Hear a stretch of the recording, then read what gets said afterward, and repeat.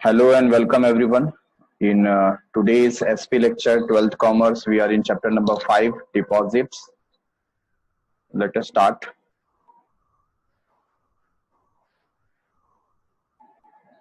So currently we are doing terms and condition for acceptance of deposits.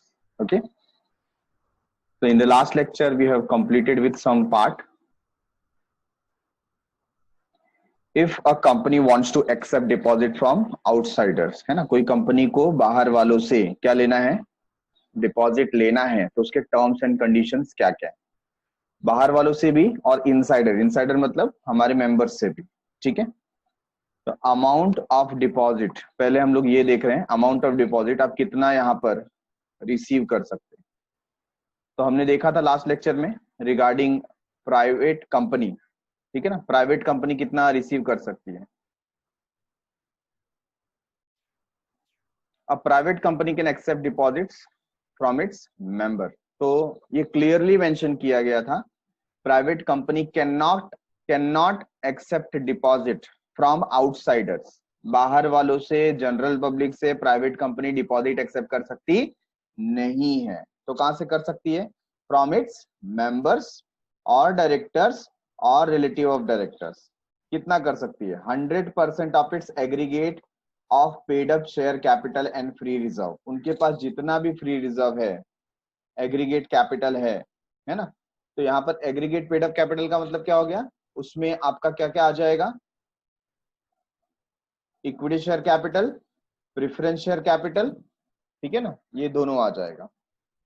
Plus क्या बोला गया है? Free reserves. Free reserves मतलब ऐसे रिजर्व्स जो हम किसी और पर्पस के लिए भी यूज कर सकते हैं. ठीक है. तो जनरल रिजर्व हो गए, फ्री रिजर्व्स हो गए, उनका इस्तेमाल किया जा सकता है. तो ये जो टोटल अमाउंट बनेगा उसका 100% का डिपॉजिट कंपनी क्या कर सकती है? एक्सेप्ट कर सकती है. कौन सी कंपनी की बात कर रहे हैं? Private company. ठीक है. आगे क्या लिखा था? However certain class of private company specified the companies act. अगर कोई प्राइवेट कंपनी को स्पेशल लिवरेज मिला है, बेनिफिट मिला है या कमांड मिला हुआ है कंपनीज एक्ट से, तो वो 100% से ज्यादा भी क्या कर सकती है? डिपॉजिट एक्सेप्ट कर सकती है. ठीक है. Next, public company other than eligible company. तो हमने एक चार्ट देखा था ऊपर. ठीक है. इसमें हमें पता चला था एलिजिबल कंपनी कौन है और अदर देन एलिजिबल कंपनी कौन है. तो यहां पर देखिए, public company other than eligible company. ठीक है. तो these companies can accept deposit from its member. तो ऐसी पब्लिक कंपनी जो एलिजिबल नहीं है, तो कैसे पता चलेगा? हमने इसके लिए यहां पर ये कुछ क्राइटेरिया रखे हुए थे. ठीक है ना, कौन सी कंपनी एलिजिबल होगी. तो क्या लिखा है? ऑल कंपनी एक्सेप्ट्स, है ना. तो बैंकिंग कंपनी एलिजिबल नहीं है, non banking company, sorry non banking financial company eligible नहीं है, then housing finance company eligible नहीं है, और सच अदर कंपनी जिनको सेंट्रल गवर्नमेंट ने क्या किया? स्पेसिफाई किया. तो भले इसके अंदर कौन आ जाए? पब्लिक कंपनी, बट वो एलिजिबल अगर नहीं है, that means other than eligible, है ना. तो उनके लिए क्या क्राइटेरिया बता दिया यहाँ पर? These company cannot accept fresh deposit from member. member से fresh deposit ले सकते नहीं है if the amount of such deposit together with the previous deposit exceed 25%. मतलब इनका जो मैक्सिमम कैपेसिटी है वो कितना है? 25% of the aggregate of paid up share capital plus free reserves. कितना? 25%. ठीक है.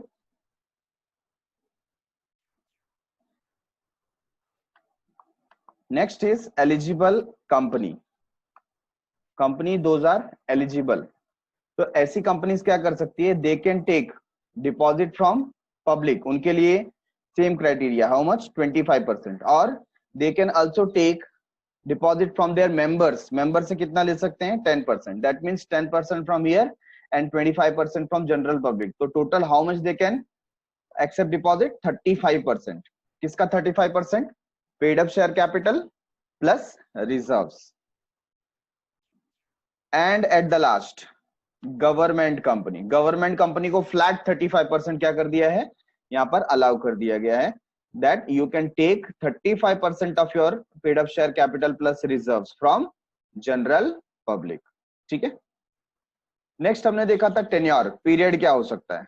तो यहाँ पर मिनिमम पीरियड था 6 month and maximum period is 36 month. ठीक है, 3 इयर्स. तो यहाँ पर कुछ कुछ ऐसे केसेस हो सकते हैं जहां पर 6 मंथ से कम का भी पीरियड हो सकता है, दैट इज फॉर 3 मंथ. ठीक है, वो हमने देखा था. Deposit must have a tenure minimum 3 months and the amount of such deposit cannot be more than 10% of aggregate of the paid up share capital and free reserve of the company. तो जब भी company को बहुत ही urgent short term fund का जरूरत हो तो ऐसे केस में अलाउ किया गया है कि आप 3 मंथ्स का डिपॉजिट भी ले सकते हैं, बट उसका लिमिटेशन कितना है, 10%. कितना है, 10%. ठीक है. तो इन जनरल अगर एग्जाम में आए कि मिनिमम पीरियड क्या है, तो what you will write there 6 month and maximum period is 36 month. Okay. No deposit is payable on demand, है ना. No demand deposit मतलब ऐसा कोई डिपॉजिट आपको एक्सेप्ट नहीं करना है जो पेबल ऑन डिमांड होगा, क्योंकि इसका फिक्स्ड पीरियड होता है. ठीक है. सिक्योर्ड और अनसिक्योर्ड डिपॉजिट, तो इसके बारे में क्या बताया गया था. सिक्योर्ड और unsecured deposit should be clearly mention in the circular और एडवर्टीजमेंट. जैसे हम लोग शेयर या डिबेंचर इशू करने के समय प्रोस्पेक्टस मार्केट में इशू करते हैं, वैसे ही आपको जब डिपॉजिट चाहिए तो आप मार्केट में एडवर्टीजमेंट देते हो या सर्कुलर देते हो, तो उस सर्कुलर में क्लियरली मेंशन होना चाहिए कि आपका ये जो डिपॉजिट है वो कैसा डिपॉजिट है, मींस ये सिक्योर्ड है या अनसिक्योर्ड है. ठीक है. A company offer secure deposit, it has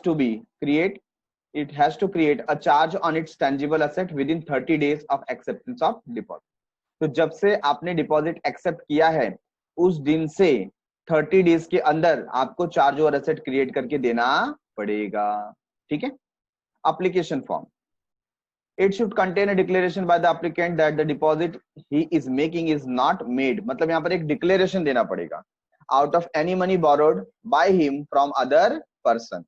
तो जो डिपॉजिटर है उसको ये डिक्लेरेशन देना पड़ेगा कि ये जो पैसे मैं कंपनी में डिपॉजिट कर रहा हूं for a particular period of time, this is my own money, I have not taken it from someone else, I have not borrowed them. मैंने उन्हें किसी से कर्ज नहीं लिया है, मेरे पैसे हैं और मैं डिपॉजिट कर रहा हूं, ऐसा डिक्लेरेशन उसे देना पड़ेगा. कहां पर, एप्लीकेशन फॉर्म. क्या डिपॉजिट जॉइंट नेम पे हो सकता है? यस, बिल्कुल हो सकता है. ठीक है, but not more than 3 names. तो ज्यादा से ज्यादा उसमें 3 नाम ऐड किए जा सकते हैं. क्या हम नॉमिनेशन दे सकते हैं? बिल्कुल दे सकते हैं. तो इन द केस ऑफ डेथ जिसका नॉमिनेशन में नाम लिखा होगा, ये डिपॉजिट का अमाउंट उसको मिलेगा. ठीक है. तो कभी भी आप क्या कर सकते हैं, नॉमिनी नियुक्त कर सकते हैं.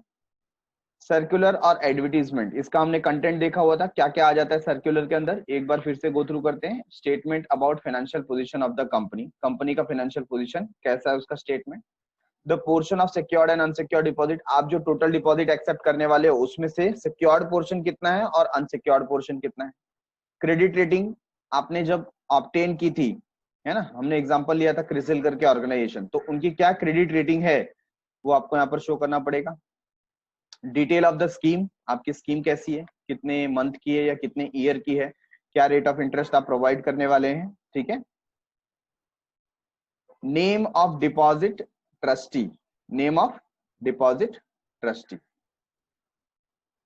तो जो ट्रस्टी आप यहाँ पर फिक्स करेंगे, जैसे डिबेंचर ट्रस्टी होता है वैसे डिपॉजिट का ट्रस्टी रहेगा, उसका नाम हमको यहाँ पर बताना पड़ेगा. Amount due towards deposit of any previous deposit accepted by company, आपको ये भी बताना पड़ेगा कि क्या कोई पिछले डिपॉजिट का पैसा अभी भी पेंडिंग है देना. कोई डिपॉजिट मैच्योर हो गया था और उसका पेमेंट आपने अभी तक नहीं किया है, तो ये इस एडवर्टीजमेंट में, सर्कुलर में आपको बताना पड़ेगा. ओके. फाइलिंग ऑफ सर्कुलर और एडवर्टीजमेंट विथ आरओसी, आपका ये जो सर्कुलर है, जैसे हम लोग प्रोस्पेक्टस आरओसी के पास क्या करते हैं, सबमिट करते हैं, फाइल करते हैं, वैसे ही आपको ये एडवर्टीजमेंट या सर्कुलर आरओसी के पास सबमिट करना पड़ेगा. ठीक है. Company has to file a copy of circular और advertisement signed by all directors with the ROC, तो सारे जो डायरेक्टर है उन्होंने इसको साइन करना चाहिए.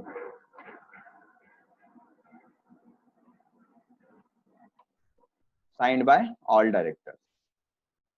इश्यू ऑफ सर्कुलर और एडवर्टीजमेंट, अब जबकि आरओसी ने हमको क्लैरिफिकेशन दे दिया कि ठीक है आपका एडवर्टीजमेंट प्रॉपर है, तो हम क्या कर सकते हैं, उसे इशू कर सकते हैं। Only after 30 days of filing a copy of circular और एडवर्टीजमेंट विद आरओसी, मतलब जब से आपने आरओसी में ये जो सर्कुलर या एडवर्टीजमेंट फाइल किया है, आपको 30 डेज का पीरियड मिलता है कि 30 डेज के अंदर आपको क्या कर देना है, मार्केट में उसे इश्यू कर देना है। ठीक है, the company can issue the circular और एडवर्टीजमेंट। अदरवाइज क्या हो जाएगा, आपने एक बार फाइल करा दिया और आप बोल रहे हो मैं 6 महीने के बाद मार्केट में क्या करता हूँ, एडवर्टीजमेंट देता हूँ, तो चलेगा क्या? नहीं, 6 महीने में तो काफी कुछ चेंज हो जाएगा, फाइनेंशियल पोजीशन बदल जाएगी, तो आपको इतना पीरियड दिया जा सकता नहीं है। आपने जो इन्फॉर्मेशन उसके अंदर दी है उसकी एलिजिबिलिटी 30 डेज तक की रखी गई है कि एक बार आपने आरओसी के पास फाइल करा दी तो आपको विद इन 30 डेज क्या करना पड़ेगा, एडवर्टीजमेंट देना पड़ेगा।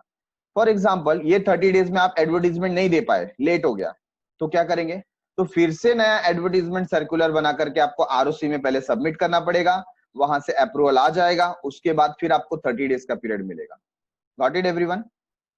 Company can send the circular to the member through registered post, speed post और as email। तो आप क्या कर सकते हैं, जो सर्कुलर है ना, यहाँ पर एडवर्टीजमेंट की बात नहीं कर रहे हैं, एडवर्टीजमेंट तो जनरल पब्लिक को दे सकते हैं आप, बट जो सर्कुलर है वो तो कैसा हो जाता है, प्राइवेट प्लेसमेंट के जैसा हो सकता है, या तो आप अपने मेंबर्स को दे रहे हैं, तो कैसे दे सकते हैं, रजिस्टर्ड पोस्ट से सेंड कर सकते हैं, स्पीड पोस्ट से सेंड कर सकते हैं, या ईमेल के थ्रू सेंड कर सकते हैं, जैसा आपको ठीक लगे। For inviting the public, company has to publish the advertisement in one English newspaper and one vernacular newspaper having wide circulation in the state where the company's registered office is located।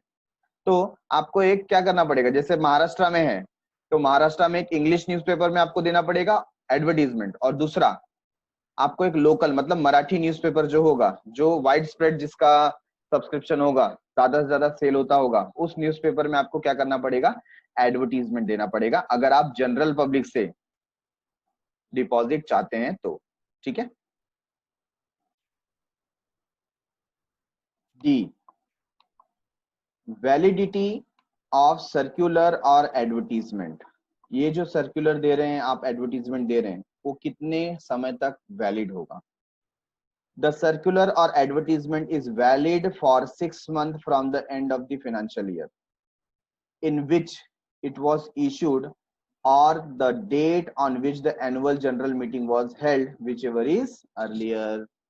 ठीक है, तो ये date यहाँ कहाँ से count कर रहे हैं, फाइनेंशियल ईयर एंड से काउंट कर रहे हैं। फॉर एग्जांपल हम लोग एक यहाँ पर एग्जांपल ले लेते हैं कि आपका जो फाइनेंशियल ईयर है वो है 1 अप्रैल से 31 मार्च, 1 अप्रैल से 31 मार्च। ठीक है, तो फाइनेंशियल ईयर एंड होता है 31 मार्च को, और आपको ऐसा लगा कि अभी डिपॉजिट एक्सेप्ट करना चाहिए, आपने आरओसी में अपना जो एडवर्टीजमेंट था पहले सबमिट किया। तो कब सबमिट किया, हम ये भी एक एग्जांपल ले लेते हैं, सपोज जून मंथ में, कभी जून मंथ में आपने इसे सबमिट किया, ठीक है, और वहां से अप्रूवल भी आ गया, तो वहां से 30 डेज का टाइम मिलता है, कितना, 30 डेज, कि आप ये मार्केट में क्या कर दें, सर्कुलेट कर दें। ठीक है, तो सपोज आपने सोचा कि हम ऐसा करते हैं कि 30 June will be the correct date. कौन सा डेट, 30 जून मतलब एंड ऑफ जून, आपने क्या कर दिया, मार्केट में इशू कर दिया, क्या, एडवर्टीजमेंट। अब यहां पर ये बोल रहा है कि ये जो एडवर्टीजमेंट आपने इशू किया है 30 जून को, ये कब तक वैलिड होगा, कब तक मान्य होगा। ठीक है, तो आंसर क्या है, यहां पर रीड करेंगे, द सर्कुलर और advertisement is valid for 6 month from the end of financial year, मतलब फाइनेंशियल ईयर से 6 मंथ तक के पीरियड में, फाइनेंशियल ईयर एंड से, तो फाइनेंशियल ईयर एंड कब हो रहा है, मार्च, तो वहां से 6 मंथ काउंट होगा, अप्रैल मई जून जुलाई अगस्त सितंबर, मतलब 30 सितंबर तक आपका ये जो एडवर्टीजमेंट है वो क्या होगा, वैलिड होगा, है ना, क्योंकि आप बुक्स ऑफ अकाउंट को फाइनलाइज कब करते हो, 31 मार्च को, है ना, तो वहां से 6 महीने का पीरियड आपको दे दिया गया है, क्योंकि 6 महीने के बाद क्या हो सकता है, मैक्सिमम चेंजेस हो सकते हैं आपके फाइनेंशियल पोजीशन में, है कि नहीं। तो आपको काउंटिंग स्टार्ट कहां से करना है, तो यहाँ पे इन्होंने क्लियरली लिखा है from the end of financial year, वो कब एंड हो रहा है, 31 मार्च को हो रहा है। ठीक है, तो advertisement is valid for 6 months from the end of the financial year in which it was issued, or the date on which the annual general meeting was held. ठीक है, the date on which annual general meeting was held, whichever is earlier. या तो आपने AGM held कर लिया, आपने 11th standard में पढ़ा हुआ है कि आपको AGM भी कितने मंथ के अंदर हेल्ड करना पड़ता है, फाइनेंशियल ईयर एंड से 6 मंथ के अंदर आपको AGM कर लेना पड़ता है। ठीक है, तो दोनों ही पीरियड यहाँ पर बताया गया। या तो आप क्या करो, आपके फाइनेंशियल ईयर एंड से 6 मंथ के अंदर कभी भी करो, या जब AGM हो जाता है ना, वो लास्ट डेट है, उसके पहले तक आपको क्या कर लेना है, वैलिडिटी मिल जाएगी। उसके बाद अगर आपका AGM हेल्ड हो गया तो उसके बाद ये एडवर्टीजमेंट वैलिड नहीं है। Got it everyone? Next is appointment of deposit trustee. Deposit trustee, देखो हमने ये डिबेंचर ट्रस्टी के बारे में भी रीड किया, कुछ ऐसा ही पॉइंट है यहाँ पर। डिपॉजिट ट्रस्टी ये कौन होगा, ये एक मीडिएटर होगा हमारे और कंपनी के बीच में। हम डिपॉजिटर है, हमें कोई प्रॉब्लम होगा तो हम किसके पास जाएंगे, डिपॉजिट ट्रस्टी के पास जाएंगे, उसे अपनी प्रॉब्लम बताएंगे, और ये प्रॉब्लम लेकर के ये डिपॉजिट ट्रस्टी किसके पास जाएगा, बोर्ड ऑफ डायरेक्टर के पास। फॉर एग्जाम्पल मैं डिपॉजिटर हूं और मुझको 2 या 3 बार से इंटरेस्ट नहीं मिल रहा है, ठीक है, तो मैं कंप्लेन लेकर के जाऊंगा। तो मेरा जो कंप्लेन है, मेरा जो ग्रीवेंसेस है, ये डिपॉजिट ट्रस्टी किसको बताएगा, बोर्ड ऑफ डायरेक्टर को बताएगा। ठीक है, और उनको बोलेगा कि आपने जिसका जिसका इंटरेस्ट पे नहीं किया है उसका इंटरेस्ट क्या कर दो, पे कर दो। ठीक है, when issuing secure deposits eligible company and public companies have to appoint 1 or more deposit trustee. किसको किसको बोला, एलिजिबल कंपनी, और किस बारे में बोल रहे हैं, when issuing secure deposit. Secure deposit जब मतलब जब आप चार्ज ओवर एसेट देने वाले हो, ऐसा डिपॉजिट जब आप एक्सेप्ट कर रहे हो, इश्यू कर रहे हो, तो जो एलिजिबल कंपनी है या पब्लिक कंपनी है, have to appoint 1 or more deposit trustee. Deposit trustee को अपॉइंट करना पड़ेगा। The trustee protect the interest of depositor in the case a company default in repaying the depositor. वही बात हो गई कि अगर कंपनी क्या करती है, डिफॉल्ट करती है, पेमेंट नहीं करती है, तो ये जो ट्रस्टी है वो उनके हितों की रक्षा करेगा, उनके इंटरेस्ट को प्रोटेक्ट करेगा, है ना, डिपॉजिटर के फेवर में बात करेगा। Company signs a contract with the deposit trustee called as trust deed. तो जैसे डिबेंचर ट्रस्टी के साथ ट्रस्ट डीड साइन होता था, वैसे इनके साथ भी, डिपॉजिट ट्रस्टी के साथ भी ट्रस्ट डीड साइन होगा। It contains the terms and condition of the contract, और इसके अंदर कॉन्ट्रैक्ट के टर्म्स एंड कंडीशन लिखे होंगे।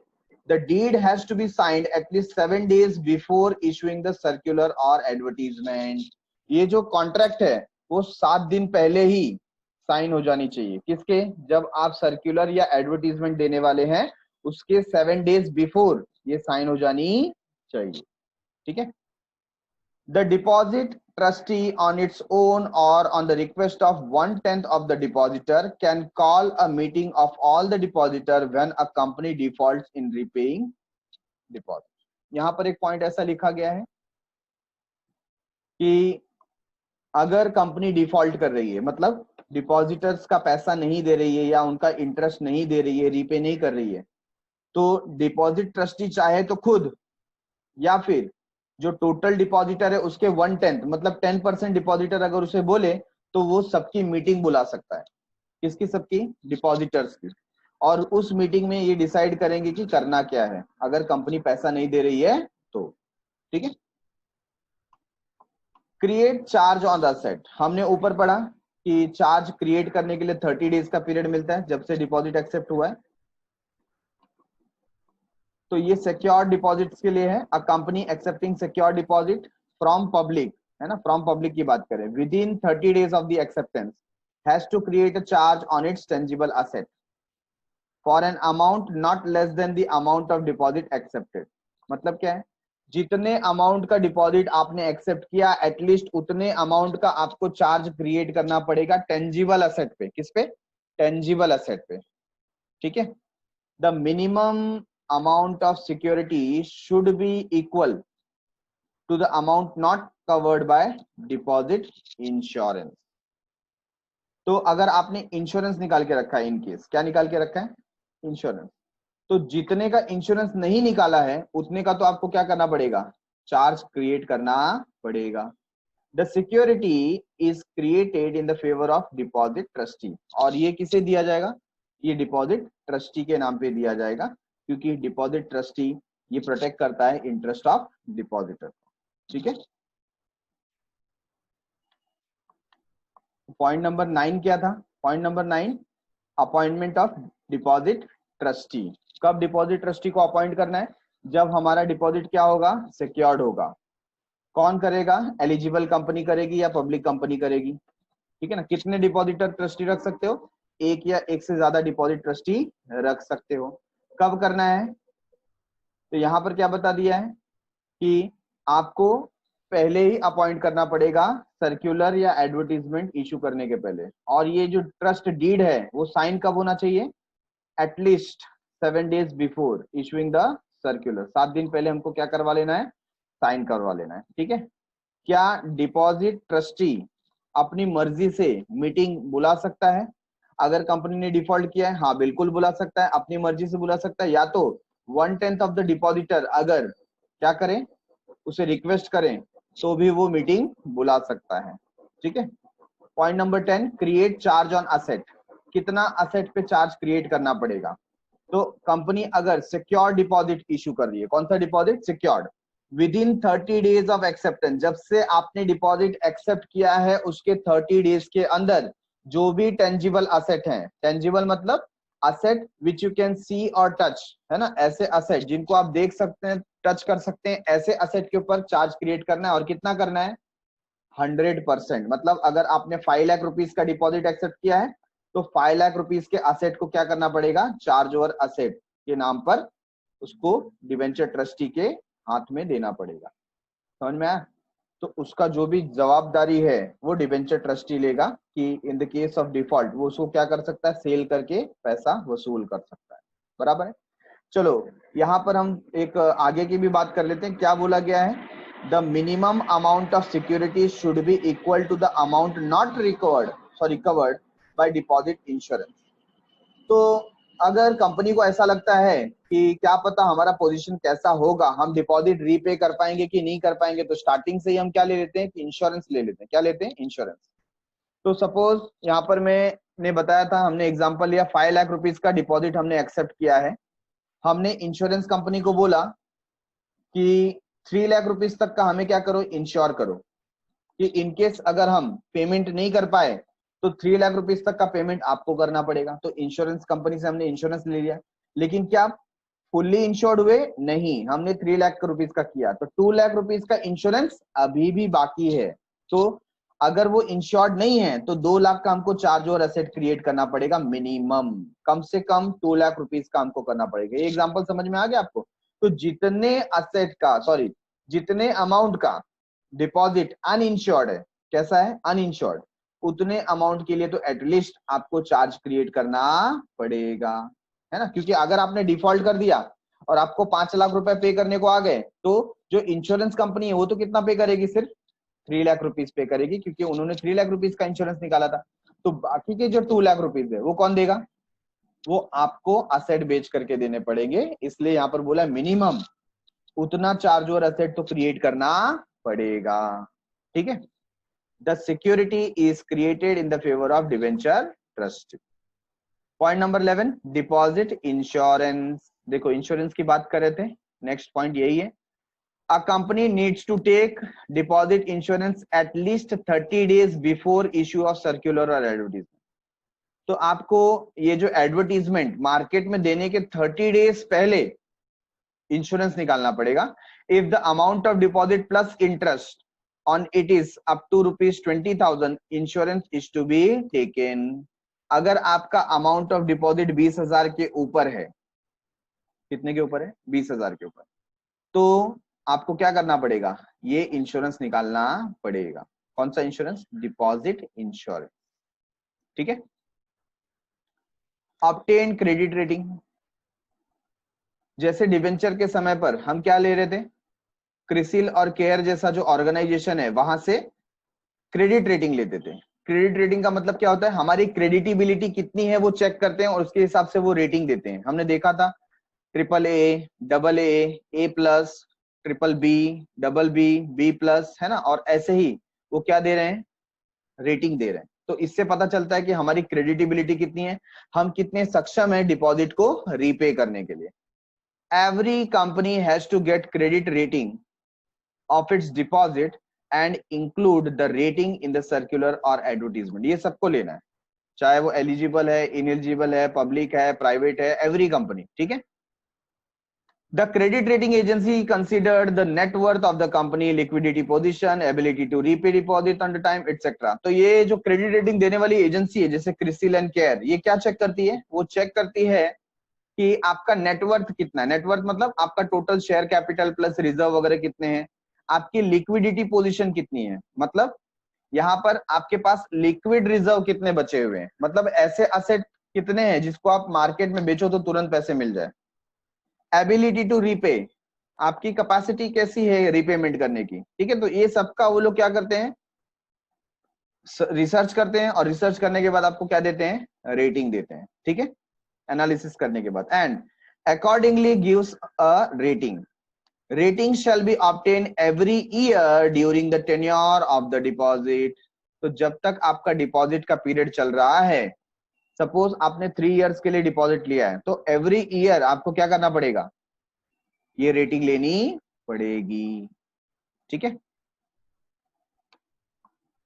Open deposit repayment reserve account, याद आता है आपको इससे कुछ, हमने डिबेंचर के टाइम पे पढ़ा था DRR, debenture redemption reserve, debenture redemption reserve, क्योंकि डिबेंचर को रीपेमेंट करने के लिए जो पैसे चाहिए उसके लिए हमें पहले से तैयारी करके रखनी पड़ती थी, तो हम DRR क्रिएट कर रहे थे, ठीक है।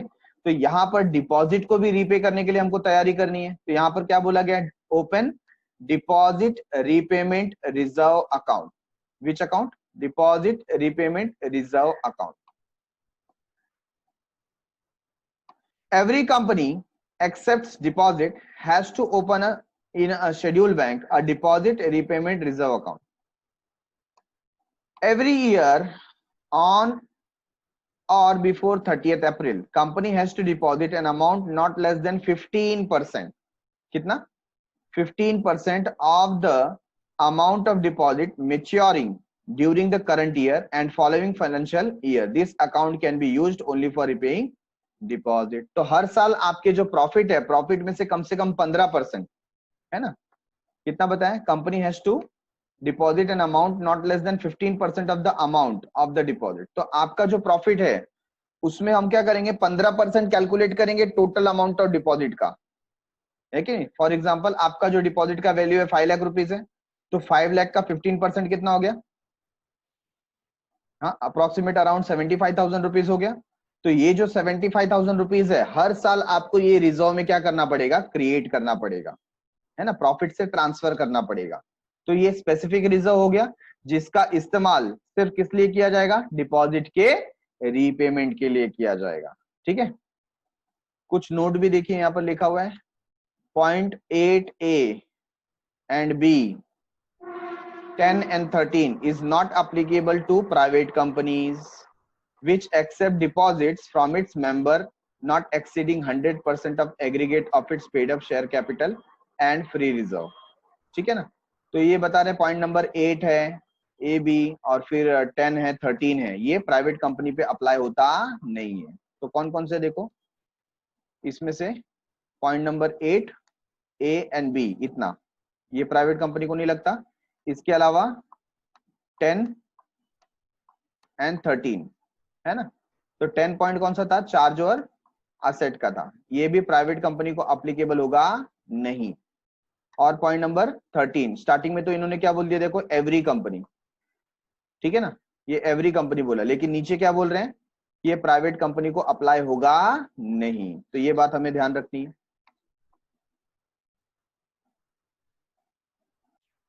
तो पॉइंट नंबर 13 में हमने देखा कि 15% हमको क्या करना पड़ता है, जो डिपॉजिट मैच्योर होने वाला है उसका 15% हमें वहां पर ट्रांसफर करना पड़ता है एवरी ईयर। ठीक है, तो हम देख लेते हैं डिवेंचर के समय पर कितना था। तो अगर मैं डिवेंचर वाले चैप्टर में जाऊं और वहां पर चेक करूं कि वहां पर डीआरआर जो क्रिएट करते थे वो कितना परसेंट होता था, तो हमें एक कंपैरिजन मिल जाएगा।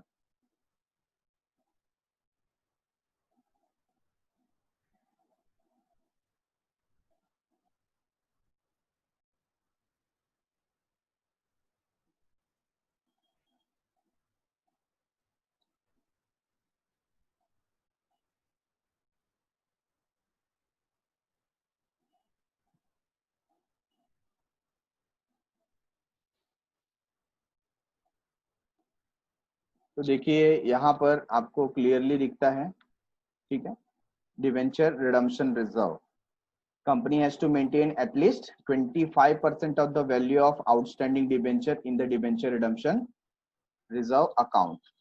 ठीक है, तो यहाँ पर 25% था आउटस्टैंडिंग डिवेंचर का, और लेकिन ये किसका था, ओवरऑल डिवेंचर का। Again a sum not less than 15% of the amount of its debenture maturing during the year ending। मतलब इस करंट ईयर में जितना मैच्योर हो रहा है उसका 15% तो आपको ट्रांसफर करना ही है। तो यहाँ पर ये सेम है जैसा हमने देखा था डिवेंचर ट्रस्टी के लिए, सॉरी डिवेंचर रिडम्पशन रिजर्व के लिए 15%, सेम 15% अप्लीकेबल है किसके लिए, डिपॉजिट रिडम्पशन रिजर्व के लिए। ठीक है, तो यहाँ पर भी 15% है और वहां पर भी 15% है।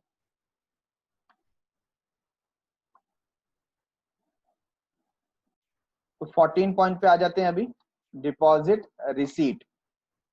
डिपॉजिट रिसीट, तो आपको याद है जब आप शेयर इशू कर रहे थे तो शेयर होल्डर को हम क्या देते थे, शेयर सर्टिफिकेट। जब आप डिबेंचर इशू कर रहे थे तो डिबेंचर होल्डर को क्या दे रहे थे, डिबेंचर सर्टिफिकेट। लेकिन जब आप डिपॉजिट एक्सेप्ट कर रहे हो तो डिपॉजिटर को क्या देंगे, डिपॉजिट रिसीट देंगे, है ना, हम रिसीट यहाँ पर देते हैं। तो कोई सर्टिफिकेट इशू नहीं हो रहा है, डिपॉजिट के टाइम पे रिसीट दिया जा रहा है।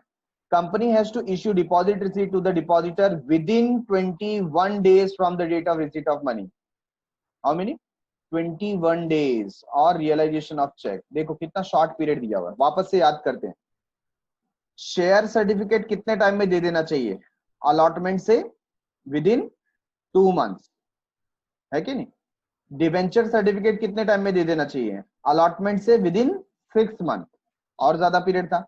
बट जब डिपॉजिट रिसीट की बात आ रही है तो ये कितने पीरियड में देना चाहिए, 21 डेज, है ना, मतलब लेस देन अ मंथ, 1 महीने से भी कम पीरियड का यहाँ पर टाइम दिया गया। 21 days from the date of receipt of money और रियलाइजेशन ऑफ चेक, जब से आपका चेक रियलाइज्ड हुआ है, मतलब आपका चेक क्लियर हो गया है, उसके 21 दिन के अंदर डिपॉजिट रिसीट आपके घर पे पहुंच जाना चाहिए।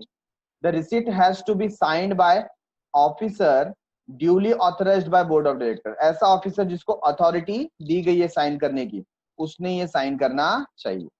ठीक है, the receipt contain the name and address of the depositor, amount of deposit, rate of interest payable and the date on which it is repayable।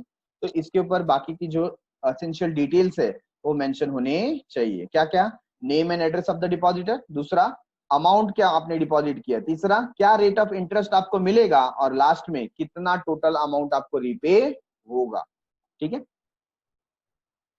अभी भी अगर आप देखो एफडी वगैरह करते हो बैंक में तो बैंक से आपको क्या मिलता है, एफडी का एक रिसीट मिलता है कि नहीं, और उसमें यही सारी डिटेल लिखी हुई होती है। तो कंपनी में भी अगर आप डिपॉजिट करते हो तो आपको 21 डेज के अंदर क्या मिल जाता है, रिसीट मिल जाता है। रजिस्टर्ड डिपॉजिट, अब इसमें भी अलग अलग टाइप आ जाते हैं। रजिस्टर्ड डिपॉजिट मतलब जिनका नाम कंपनी के रजिस्टर और डिपॉजिट में लिखा हुआ है। A company has to maintain a separate register for deposit accept or renewed at its registered office। उसको क्या बनाना पड़ेगा, रजिस्टर ऑफ डिपॉजिटर बनाना पड़ेगा। ठीक है, कहाँ इसको मेंटेन करना पड़ेगा, उसका जो रजिस्टर्ड ऑफिस है ना, जिसका एड्रेस आरओसी के पास दिया गया है, ऐसे ऑफिस में ये रजिस्टर रखना पड़ेगा आपको। The detail of the deposit along with the detail of the depositor should be entered in the register of deposit within 7 days from the date of issue of deposit receipt. जैसे आपने deposit receipt issue किया है 7 days के अंदर ये register और deposit में उसकी एंट्री हो जानी चाहिए। How many days? 7 डेज। ठीक है, तो वही बात बताया गया है, जब से आपने ये रिसीट इशू किया है, बताया ना 21 दिन के अंदर हो जाना चाहिए, तो जैसे रिसीट दे दिया उसके 7 डेज के अंदर आपको रजिस्टर ऑफ डिपॉजिट में उसकी एंट्री कर देनी है। Next one, return of deposit. Return मतलब आपको क्या मिलेगा? आपको मिलेगा इंटरेस्ट, ठीक है ना। बट यहाँ पर ये रिटर्न वो इंटरेस्ट वाला रिटर्न की बात नहीं कर रहे हैं। रिटर्न ऑफ डिपॉजिट मतलब इंफॉर्मेशन की बात कर रहे हैं कि ये जो टोटल डिपॉजिट का प्रोसेस था इसका पूरा इंफॉर्मेशन, मतलब आपने एडवर्टीजमेंट कब दिया, कितने लोगों का सब्सक्रिप्शन आया, कितने लोगों ने क्या किया है, आपको डिपॉजिट देने के लिए रिक्वेस्ट किया है, फिर ये पूरा प्रोसीजर कैसे था, कितना अमाउंट ऑफ डिपॉजिट आपने क्रिएट किया, कितने सिक्योर्ड है, कितने अनसिक्योर्ड है, डिपॉजिट रिसीट आपने कितने टाइम में इशू किया, डिबेंचर ट्रस्टी कौन है, सारा इंफॉर्मेशन आपको किसको देना पड़ेगा? आरओसी को देना पड़ेगा। ठीक है, a company has to file on or before 30th June every year. कभी 30th जून एवरी ईयर के पहले या उस समय with the registrar of companies a return of deposit. क्या देना पड़ेगा? रिटर्न्स मतलब इंफॉर्मेशन देना पड़ेगा। The return give detail of deposit with the company as on 31st March of that year. तो ये जो रिटर्न होता है 31st मार्च तक का होता है कि डिपॉजिट का क्या स्टेटस है, आपने कितने अमाउंट का डिपॉजिट एक्सेप्ट किया है और रीपेमेंट कब होगा, इंटरेस्ट कितना पे करना है, वो सारी इंफॉर्मेशन आपको 30th जून या उसके पहले सबमिट कर देनी है। कहाँ सबमिट करनी है? आरओसी के पास सबमिट करनी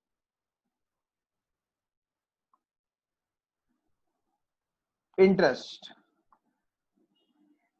the maximum rate of interest on deposit depend upon the guidelines given by RBI। देखो ये डिपॉजिट किससे रिलेटेड है? थोड़ा थोड़ा बैंकिंग एक्टिविटी से रिलेटेड हो जाता है ना, इसके लिए यहाँ पर कौन आ गया? आरबीआई आ गया। उसने बोला कि जितना आरबीआई बोलेगा उससे ज्यादा आप रेट ऑफ इंटरेस्ट दे सकते नहीं है। फ्रॉम टाइम टू टाइम मतलब समय समय पर आरबीआई ये परसेंटेज को क्या करता है? चेंज करते रहता है। ठीक है, तो जितना आरबीआई का गाइडलाइंस होगा उससे ज्यादा आप इंटरेस्ट पे कर सकते नहीं। In the case of premature repayment of deposit, company can deduct 1% interest from the rate of interest stated at the time of acceptance of deposit। तो अगर प्रीमेच्योर रिपेमेंट हुआ, प्रीमेच्योर मतलब समय से पहले रिपेमेंट हो रहा है। एग्जाम्पल, सपोज मैं डिपॉजिटर हूं, ठीक है, मैंने कंपनी के पास 2 लाख रुपीज डिपॉजिट किया और कितने ईयर के लिए किया? 2 ईयर्स के लिए किया। मैंने बोला 2 साल के बाद में पैसे लेने आऊंगा, ठीक है ना। तो कंपनी ने मुझे बोला कि मुझे 11% का इंटरेस्ट मिलेगा। कितना मिलेगा? 11%। लेकिन मुझे कुछ प्रॉब्लम आ गए और मैं 1 साल के बाद ही कंपनी के पास पहुंच गया कि मुझे मेरा डिपॉजिट क्या कर दो? वापस दे दो, मुझे मेरे पैसे चाहिए, आई एम इन इमरजेंसी। ठीक है ना, मुझे बहुत अर्जेंसी है, बहुत कंटिजेंसीज है, तो मुझे पे करना है, मुझे पैसे चाहिए। तो यहां पर गाइडलाइन बोलता है कि ये जो कंपनी ने पहले 11% बोला था उसमें से प्रीमेच्योर होने की वजह से 1% डिडक्ट कर देंगे। मतलब अब जो मुझे इंटरेस्ट पे करेंगे वो 10% के हिसाब से करेंगे। उन्होंने क्या किया? 1% इंटरेस्ट कट कर लिया। ठीक है ना, तो ये क्या है? यहाँ पर एक गाइडलाइन दे दी गई है कि आप 1% तक इंटरेस्ट को डिडक्ट कर सकते हो अगर प्रीमेच्योर किसी का रीपेमेंट किया होगा तो। ठीक है, for deposit matured and claim but remain unpaid by the company has to pay a penalty interest at the rate 18% for the overdue period।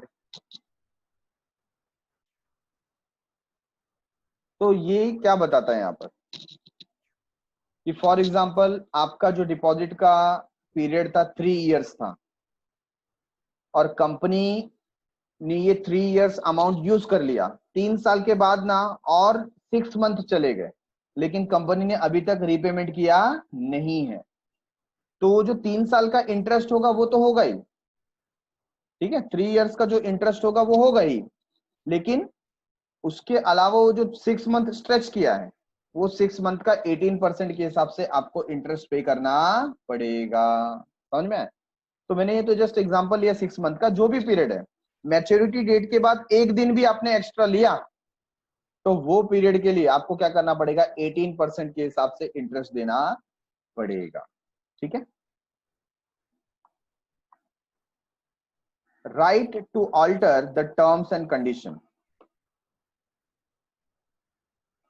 Just read this thing. A company cannot either directly or indirectly alter the terms and condition of the deposit. एक बार आपने जो circular में, advertisement में जो terms and condition डाले हैं, बाद में आप इसे चेंज कर सकते नहीं है। किसकी बात कर रहे हैं? कंपनी की। ठीक है, कंपनी नहीं चेंज कर सकती। Deposit trust deed and deposit insurance contract, once the circular or advertisement is issued and deposits are accepted by the company, सारा काम हो गया तो बाद में क्या करोगे? ठीक है ना, तो यहाँ पर वही चीज बोला है कि जो भी टर्म्स एंड कंडीशन है, डिपॉजिट ट्रस्ट डीड है, डिपॉजिट का इंश्योरेंस का कॉन्ट्रैक्ट है,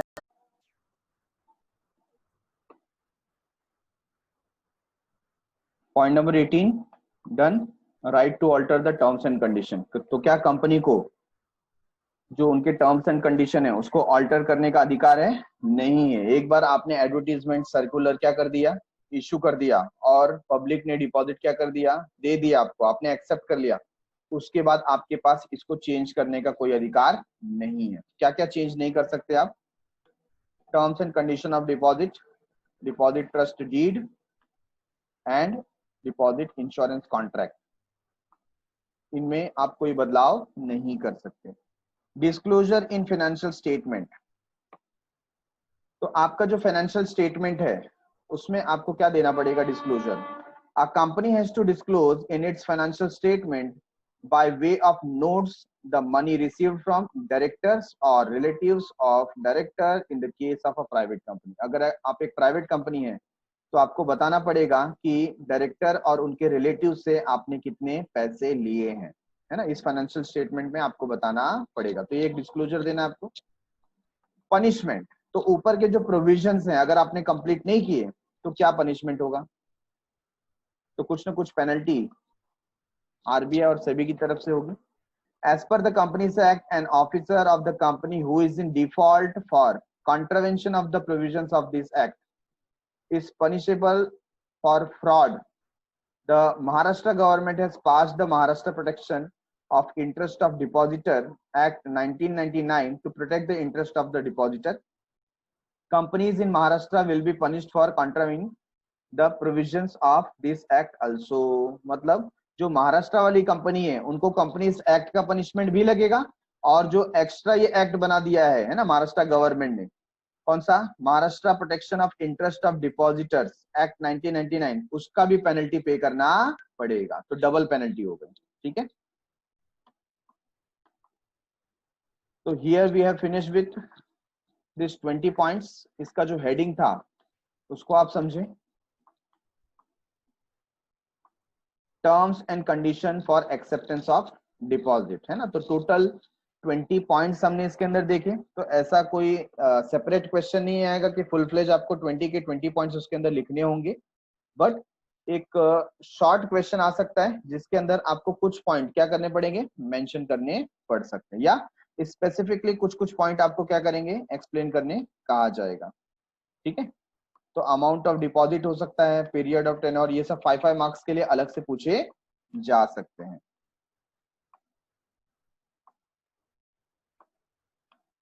next topic is procedure for accepting deposit from public. अगर आप पब्लिक से डिपॉजिट एक्सेप्ट करना चाहते हो, पहली बात कौन कर सकता है? जो एलिजिबल कंपनी है ना वही कर सकती है।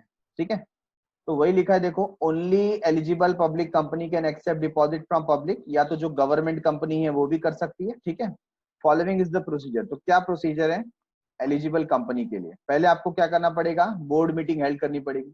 तो ये तो हमने शेयर के टाइम पे भी देखा था, डिबेंचर के टाइम पे भी देखा था। Board meeting is held to pass a resolution to accept deposit from the public. क्या पास करना पड़ेगा? रेजोल्यूशन पास करना पड़ेगा। कहां पर? बोर्ड मीटिंग में। क्यों? डिपॉजिट एक्सेप्ट करने के लिए। The detail of the amount of deposit, terms and condition of issue etcetera are decided in this meeting. तो ये एक प्राइमरी मीटिंग के जैसे हो गया। इसमें हम क्या डिसाइड करते हैं? हम डिसाइड करते हैं कि कितने अमाउंट का डिपॉजिट होगा, कितने टर्म का होगा, क्या रेट ऑफ इंटरेस्ट हम पे करेंगे, ये सब डिसीजन इस बोर्ड मीटिंग में लिया जाता है। Also, the date and time to hold a general meeting of the shareholder to get their approval for collecting deposit is decided in this board meeting. तो क्या बताया जा रहा है, date and time to hold a general meeting, इसमें decide किया जाता है कि बोर्ड मीटिंग तो हो जाएगी, इसके बाद जो जर्नल मीटिंग में हमको अप्रूवल लेना है वो कौन से डे पे होगी, कौन से टाइम पे होगी, वो यहीं पर डिसाइड कर लिया जाता है। ठीक है, फिर हम क्या करेंगे, जैसा डिसाइड किया था वैसा जनरल मीटिंग हेल्ड कर लेंगे। अब यहाँ पर अप्रूवल ले लिया जाएगा। Company holds a general meeting of the deposit of the share holder, sorry, of the shareholder to seek their approval for accepting deposit। तो जो डिपॉजिट का अमाउंट आपको क्या करना है, एक्सेप्ट करना है, इसके लिए उनका कंसेंट लेना जरूरी है, अप्रूवल लेना जरूरी है। A special resolution is passed, कौन सा resolution, special resolution, and it has to be filed with registrar of company and if needed with RBI also. तो आपको स्पेशल रेजोल्यूशन पास कराना पड़ेगा और साथ ही साथ उसको आरओसी और आरबीआई के पास सबमिट करना पड़ेगा। तो आरबीआई के पास कभी, जब नीड होगा तभी। ठीक है, hold board meeting. Board meeting is held to approve the draft advertisement. इसके बाद एडवर्टीजमेंट क्या होगा, उसका एक खाका तैयार किया जाएगा जिसे हम ड्राफ्ट बोलते हैं। ठीक है, तो उसको यहाँ पर अप्रूव किया जाएगा कि एडवर्टीजमेंट प्रॉपर है कि नहीं है। All the necessary information as needed under the act should be included in the advertisement. हमने ऊपर देखा कि एडवर्टीजमेंट में डिवेंचर डिपॉजिट ट्रस्टी का है ना नाम होना चाहिए, और उसके बाद पूरे टर्म्स एंड कंडीशन लिखे हुए होने चाहिए, सिक्योर्ड है अनसिक्योर्ड है क्या है वो भी इंफॉर्मेशन आपको देना चाहिए। तो जो भी कंटेंट था एडवर्टीजमेंट का वो उसमें मेंशन होना चाहिए। The draft should be signed by majority of director of the company. Company के जो मेजॉरिटी डायरेक्टर है, मैक्सिमम डायरेक्टर है, उन्होंने ये ड्राफ्ट को साइन किया हुआ होना चाहिए। अपॉइंट बैंकर, किसको अपॉइंट कर रहे हैं हम, बैंकर को अपॉइंट कर। Company has to appoint a banker where the applicants will be submitting their application form along with the deposit money, है ना। क्योंकि आपको फॉर्म कहाँ से मिलेगा, तो लोग बैंक में आके सबमिट करेंगे, तो वो पर्टिकुलर बैंक को क्या करेंगे, आप अपॉइंट करेंगे, और लोग क्या करेंगे, जो डिपॉजिटर हैं, एप्लीकेशन मनी और डिपॉजिट का फॉर्म दोनों साथ में सबमिट करेंगे, है ना, डिपॉजिट का अमाउंट और डिपॉजिट का फॉर्म। ऑब्टेन क्रेडिट रेटिंग, फिर क्रिसिल और केयर जैसे ऑर्गेनाइजेशन से आपको क्या लेना पड़ेगा, credit rating. Company has to obtain a credit rating from the recognised credit rating agencies. This rating should be mention in the advertisement. ये क्रेडिट रेटिंग एडवर्टीजमेंट में मेंशन होना चाहिए। ठीक है, अपॉइंट डिपॉजिट ट्रस्टी, हमने देखा था कितने दिन के अंदर डिपॉजिट ट्रस्टी यहाँ पर होना चाहिए, तो उसके साथ जो एग्रीमेंट हो रहा है उसके ऊपर 7 डेज बिफोर सिग्नेचर होना चाहिए। How many days, 7 days before signature होना चाहिए। हाँ, उसका company has to appoint one or more deposit trustee. The deposit trustee deed, trust deed contain the terms and condition agreed upon और between the company and trustee. इनके बीच में जो भी एग्रीमेंट है ना, टर्म्स एंड कंडीशन है, वो debenture sorry deposit trust deed में लिखा होना चाहिए। The deed has to be signed at least 7 days before issuing the advertisement। आपका जो सर्कुलर है या आपका जो एडवर्टीजमेंट है, मार्केट में जाने के 7 डेज पहले, है ना, इश्यू होने के 7 डेज पहले इसके ऊपर सिग्नेचर हो जानी चाहिए। Take deposit insurance, a company enters into an agreement with the insurance company, लेकिन कब लेना पड़ेगा, बिफोर 30 डेज। हाँ, बिफोर 30 डेज, एडवर्टीजमेंट इशू करने के 30 डेज पहले ही आपको क्या करना पड़ेगा, ये जो एग्रीमेंट है डिपॉजिट इंश्योरेंस का वो साइन करना पड़ेगा। ठीक है, next is filing a copy of advertisement with ROC. तो आरओसी के पास हम क्या करेंगे, कॉपी फाइल करेंगे 30 days after filing it with the ROC. तो यहाँ पर उसकी जो वैलिडिटी होती है वो कब तक रहेगी, 30 डेज तक रहेगी। मतलब आप मार्केट में 30 दिन के अंदर आपको क्या कर देना है, ये एडवर्टीजमेंट इशू कर देना है। अगर आप लेट हो गए, है ना, 30 दिन चला गया, तो आपको फिर से आरओसी का पास सबमिट करना पड़ेगा, उनका अप्रूवल लेना पड़ेगा। ठीक है, तो हमने क्या किया, एक कॉपी एडवर्टीजमेंट की आरओसी के पास फाइल की। एडवर्टीजमेंट टू पब्लिक, पब्लिक को एडवर्टीजमेंट दे रहे हैं हम। Company has to issue the advertisement after 30 days of the filing with the register of company. ये यहाँ पर बोला गया 30 डेज के बाद आपने क्या किया, उसे इशू किया है।